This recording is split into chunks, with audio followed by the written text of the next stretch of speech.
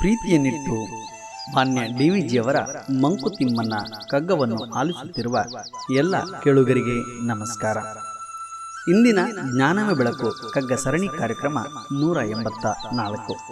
ಕಗ್ಗ ವ್ಯಾಖ್ಯಾನದಲ್ಲಿ ನಾನು ನಿಮ್ಮೊಂದಿಗೆ ಕರುಣಾಕರ ಬಳಕೋರು. ಕಗ್ಗ ಗಾಯನಕ್ಕೆ ಧ್ವನಿಯಾಗಿದ್ದಾರೆ ಗಾನಶ್ರೀ ವಿದ್ವಾನ್ ಸುರೇಶ್ ರಾವ್ ಒತ್ತೂರು. ಬನ್ನಿ ಕೇಳುಗರೆ, ಇಂದಿನ ಕಗ್ಗ ಮಾಲಿಕೆಯಲ್ಲಿ ಮಾನ್ಯ ಗುಂಡಪ್ಪನವರ ಕಗ್ಗವನ್ನು ಕೇಳಿ ಬರೋಣ. ಪುಸ್ತಕದಿ ದೊರೆತರಿವು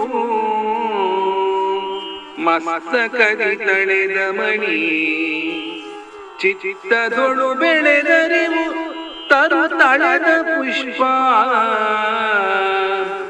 ವಸ್ತು ಸಾಕ್ಷಾತ್ಕಾರವು ಅಂತರೀಕ್ಷಣೆಯಿಂದ, ಶಾಸ್ತ್ರಿತನದಿಂದಲ್ಲ ಮಂಕುತಿಮ್ಮ. ವಸ್ತು ಸಾಕ್ಷಾತ್ಕಾರವು ಅಂತರೀಕ್ಷಣೆಯಿಂದ, ಶಾಸ್ತ್ರಿತನದಿಂದಲ್ಲ ಮಂಕುತಿಮ್ಮ.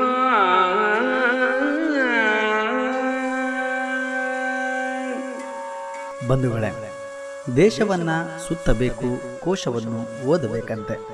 ಆಗ ಜ್ಞಾನ ಮತ್ತು ಅನುಭವ ಎರಡನ್ನೂ ಕೂಡ ಪಡೆಯಬಹುದು. ಆ ಮೂಲಕ ನಮ್ಮ ಭೌತಿಕ ಮಟ್ಟವನ್ನು ವಿಸ್ತರಿಸಿಕೊಳ್ಳಬಹುದು.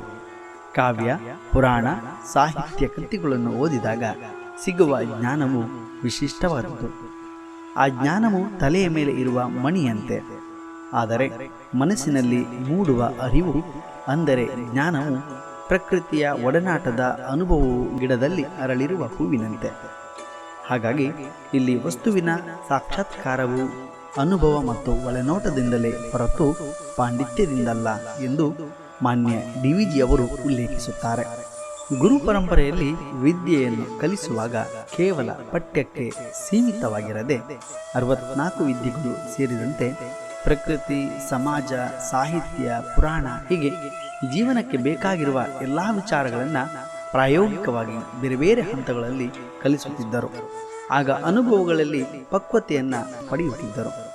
ಆದರೆ ಇಂದಿನ ಜ್ಞಾನವು ಕೇವಲ ಪುಸ್ತಕ ಕೇಂದ್ರಿತವಾಗಿ ರೂಪುಗೊಳ್ಳುತ್ತಿದೆ ಹೊರತು ಹೊರ ಜಗತ್ತಿನ ಅನುಭವಗಳಿಂದಲ್ಲ. ಬಾಹ್ಯ ಅನುಭವಗಳಿಗೆ ಅವಕಾಶಗಳೇ ಇಲ್ಲದಂತಾಗಿದೆ. ಇಂದಿನ ಆಧುನಿಕ ಜಗತ್ತಿನ ಸ್ಪರ್ಧಾ ದಿನಗಳಿಗೆ ಪಠ್ಯವೂ ಬೇಕು.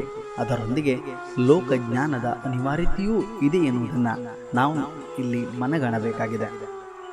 ಓದಿನ ಜ್ಞಾನಕ್ಕೂ ಮತ್ತು ಅಂತರಂಗದಲ್ಲಿ ಅನುಭವಿಸುವ ಅನುಭವದ ಜ್ಞಾನಕ್ಕೂ ಬಹಳ ವ್ಯತ್ಯಾಸವಿದೆ. ಲೋಕರೂಢಿಯು ಅಗಾಧವಾದ ಅನುಭವದ ಪಾಠವನ್ನು ಜೀವನದ ಉದ್ದಕ್ಕೂ ಕೂಡ ನೀಡಬಲ್ಲದು. ಅದುವೇ ಜೀವನದ ಯಶಸ್ಸಿಗೆ ಕಾರಣವೂ ಆಗಬಹುದು. ಅಷ್ಟೇ ಅಲ್ಲದೆ ಜೀವನದಲ್ಲಿ ಅನುಭವಿಸಿರುವ ಅನುಭವಗಳೇ ಪಠ್ಯದ ಸಾರವಾಗಿರುವುದನ್ನು ಕೂಡ ನಾವಿಲ್ಲಿ ಸೂಕ್ಷ್ಮವಾಗಿ ಗಮನಿಸಬೇಕು. ಬಂಧುಗಳೇ, ಪಠ್ಯದ ಜ್ಞಾನದಿಂದ ಅನುಭವದಲ್ಲಿ ಪರಿಪಕ್ವತೆಯನ್ನು ಹೊಂದೋಣ.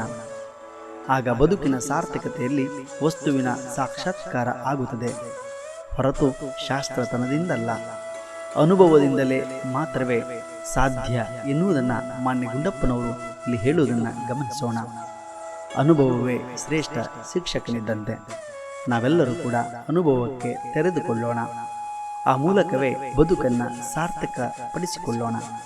ಬಂಧುಗಳೇ, ಜ್ಞಾನವೇ ಬೆಳಕು ಕಗ್ಗ ಸರಣಿ ಕಾರ್ಯಕ್ರಮವನ್ನು ನಿರಂತರವಾಗಿ ಕೇಳಲು ಹಿಂದೆ ನಮ್ಮ ಯೂಟ್ಯೂಬ್ ಚಾನಲನ್ನು ಸಬ್ಸ್ಕ್ರೈಬ್ ಆಗುವುದರ ಮೂಲಕ ಪ್ರೋತ್ಸಾಹಿಸಿ. ನಾಳೆ ಇನ್ನೊಂದು ಕಗ್ಗದೊಂದಿಗೆ ಬರುತ್ತೇವೆ. ಅಲ್ಲಿಯವರೆಗೆ ನಮಸ್ಕಾರ, ಶುಭ ದಿನ.